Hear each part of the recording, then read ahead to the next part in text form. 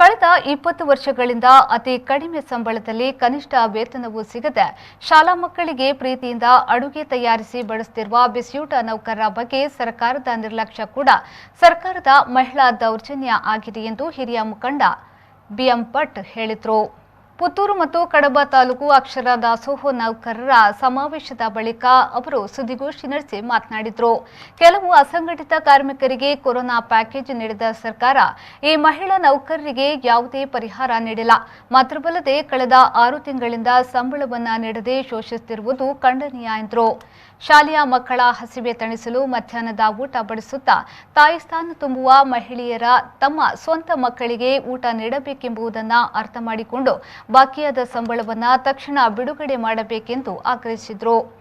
ನಿರಂತರ ಬೆಲೆ ಏರಿಕೆಯ ನಡುವೆ ಬದುಕಲಾರದ ದುಸ್ಥಿತಿಗೆ ತಲುಪಿದ ಬಿಸಿಯೂಟ ನೌಕರರ ವೇತನವನ್ನು ಕನಿಷ್ಠ ಮಾಸಿಕ 10,000ಕ್ಕಾದರೂ ಏರಿಸಬೇಕಿದೆ ಎಂದವರು ಸರ್ಕಾರವನ್ನು ಒತ್ತಾಯಿಸಿದರು.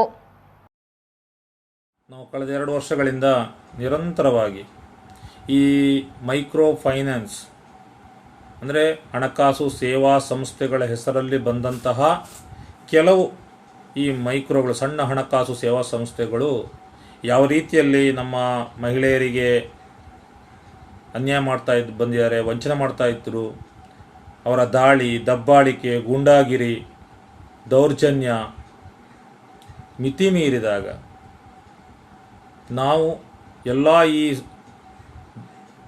ಸಂತ್ರಸ್ತ ಮಹಿಳೆಯರನ್ನು ಸಂಘಟನೆ ಮಾಡಿ ಇಡೀ ಕರ್ನಾಟಕ ರಾಜ್ಯ ಋಣಮುಕ್ತ ಹೋರಾಟ ಸಮಿತಿಯನ್ನು ಹುಟ್ಟುಹಾಕಿ ದೊಡ್ಡ ರೀತಿಯ ಚಳವಳಿಗಳನ್ನು ಎಲ್ಲ ಕಡೆ ಮಾಡ್ತಾ ರಾಜ್ಯ ಮಟ್ಟದ ಹೋರಾಟವನ್ನು ಕೂಡ ಮಾಡಿದ್ದೆವು.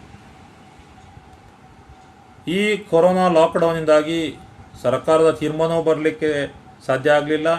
ಜೊತೆಗೆ ನಮ್ಮ ಹೋರಾಟವನ್ನು ಕೂಡ ತ್ವರಿತಗತಿಯಲ್ಲಿ ಮುಂದುವರಿಸಲಿಕ್ಕೆ ಸ್ವಲ್ಪ ಕಷ್ಟ ಆಗಿತ್ತು.